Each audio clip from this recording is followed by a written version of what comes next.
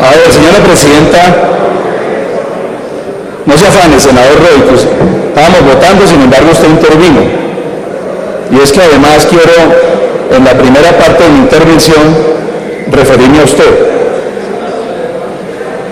Yo quiero manifestar aquí en la plenaria lo siguiente. En primer lugar, mi enfático rechazo, total rechazo, a la irresponsabilidad de un senador, el senador Roy Barreras, que en la sesión pasada salió de aquí corriendo a los medios de comunicación a responsabilizarme a mí, a mi partido, al gobierno y a los aliados, que no sé a quién se refería, de haber hundido las curules de las víctimas. Y resulta que ustedes, mayoritariamente aquí, han determinado que las curules no se han hundido, de acuerdo a la votación que se hizo para excluir o no del orden del día este punto. En segundo lugar, por decisión de la presidencia, este punto se colocó de primero en el orden del día. Había podido hacer lo contrario. Si fuera cierto la irresponsabilidad del senador Barreras de que el presidente del Senado hundió las curules de las víctimas. Eso es falso. Y usted no puede salir, senador Barreras. Aquí llega a decir busquemos un consenso y allá sale a los medios de comunicación a decir o a hacer todo lo contrario. Entonces quiero dejar esa constancia aquí, que ni mi partido, ni el gobierno, ni este senador en calidad de presidente han hundido un proyecto porque sí. En segundo lugar, aquí se ha venido hablando de las curules de las víctimas. Si se llegara a aprobar esta proposición sustitutiva, se le estaría entregando esas curules a los victimarios, no a las víctimas. Estas no son las curules para las víctimas. Ya le digo por qué. En primer lugar, se están limitando a unos territorios, a unas zonas del país. Voy a hablarles solamente de lo que ocurre con mi departamento de Huila.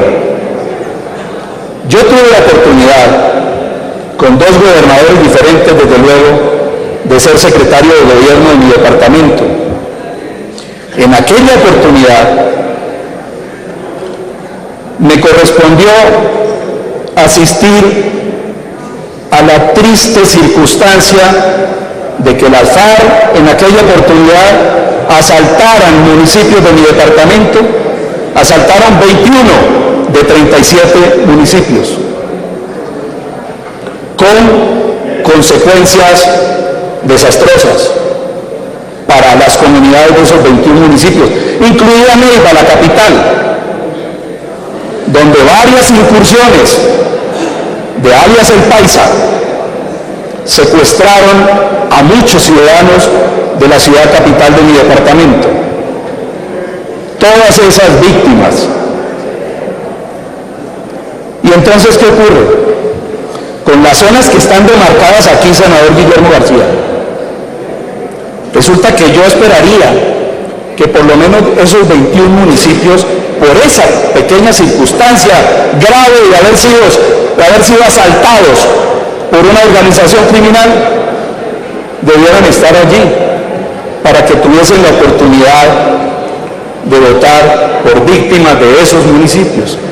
Pero resulta que en mi departamento, en esta zona, solamente aparece un municipio, el municipio de Algeciras, golpeado como el que más por aquella época y aún sigue siendo golpeado hoy por las circunstancias de las llamadas disidencias. Hoy, esos municipios de mi departamento siguen siendo golpeados. Y sin embargo, solamente no sé por qué, nos dicen que por circunstancias técnicas. ¿Cuáles técnicas? Cuando estoy diciendo aquí, por lo menos 21 de los municipios de mi departamento de 37 han sufrido como los que más las inclemencias de esta circunstancia. Y voy más allá. Resulta que cuando en marzo del año pasado se radicó este mismo proyecto, que finalmente no pasó en la conciliación, una vez se radicó este proyecto, iniciaron campaña algunas víctimas. Tuve la ocasión de conocer a una persona de San Vicente del Caguán que comenzó campaña. A esa persona, la FARC, en aquellos momentos le asesinaron a su señora madre, a un tío y a un primo hermano en su presencia cuando esa persona tenía 9 años. Se fue del país, regresó y se encontró con esta circunstancia de que había un proyecto que posiblemente le daba la oportunidad de llegar al Congreso como víctima. Comenzó la campaña y posteriormente se retiró. Conocí a esa persona después, senador Rubio, y le dije: ¿qué le pasó? Me la presentaron. Me dijo: es que Arias el Paisa me mandó a amenazar que si seguía en campaña no respondían por la integridad. Entonces, ¿será que las víctimas pueden hacer campaña en esas regiones? ¿Será que las víctimas siguen viviendo en esas zonas demarcadas caprichosamente, no de forma técnica, caprichosamente? Siguen zonas, o podrán regresar a esas zonas a hacer campaña para hacerse elegir. No nos digamos mentiras, no engañemos a los colombianos, no engañemos a las víctimas. Esa es una de las raras, decir yo que esa proposición, esta propuesta es para habilitarle curules a los victimarios, no a las víctimas. Entonces, que no se rasguen las vestiduras, como usted lo ha hecho, diciendo que hay que cumplir a las víctimas y que los enemigos de las víctimas son el Centro Democrático, el gobierno de Duque y el presidente del Congreso.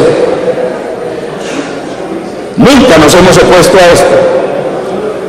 Tan así será que hacemos propuestas para sacar adelante esto.